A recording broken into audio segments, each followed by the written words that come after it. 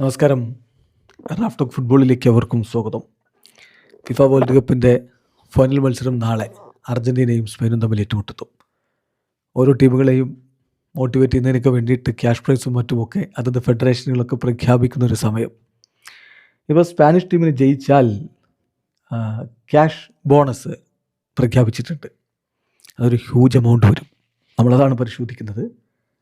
അതായത് ഓരോ പ്ലെയർക്കും 7,50,000 യൂറോസ് ആയിരിക്കും ടീം വിജയിക്കുകയാണെങ്കിൽ കൊടുക്കാൻ പോകുന്നത്. 7,50,000 യൂറോസ്. അതേസമയം ടീം പരാജയപ്പെട്ടാൽ റണ്ണേഴ്സ് അപ്പ് ആവുകയാണെങ്കിൽ അവർക്ക് കിട്ടാൻ പോകുന്നത് 4,40,000 യൂറോസ് ആയിരിക്കും. നമ്മൾ കൃത്യമായിട്ട് ഇന്ത്യൻ രൂപയിലേക്ക് ഇതൊന്ന് കൺവേർട്ട് ചെയ്യുകയാണെങ്കിൽ ടീം വിജയിക്കുകയാണെങ്കിൽ 7,50,000 യൂറോസ് എന്ന് പറയുമ്പോൾ 8,25,00,000 അപ്രോക്സിമേറ്റ്ലി ആണ് ഇത് പറയുന്നത്. ഈ കണക്കിൽ വ്യത്യാസമുണ്ടാകാം. കാരണം ഈ കൺവേർഷൻ അങ്ങോട്ടും ഇങ്ങോട്ടും ഈ എക്സ്ചേഞ്ച് റേറ്റ് മാറുന്നതുകൊണ്ടാണ്.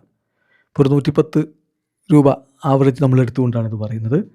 8,15 കോടി രൂപ ഓരോ താരങ്ങൾക്കും ഒന്നാമത് ഫിനിഷ് ചെയ്താൽ ലഭിക്കും.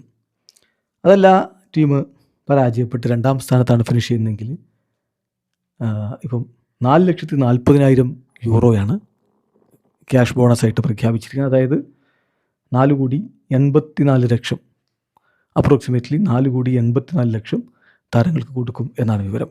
ഏതായാലും സ്പെയിനെ സംബന്ധിച്ചിടത്തോളം ഹോട്ട് ഫേവറേറ്റുകളായിട്ട് വേൾഡ് കപ്പിനെത്തി. അതനുസരിച്ചുള്ള പ്രകടനം നടത്തി വേൾഡ് കപ്പിൻ്റെ ഫൈനലിലെത്തി നിൽക്കുന്നു.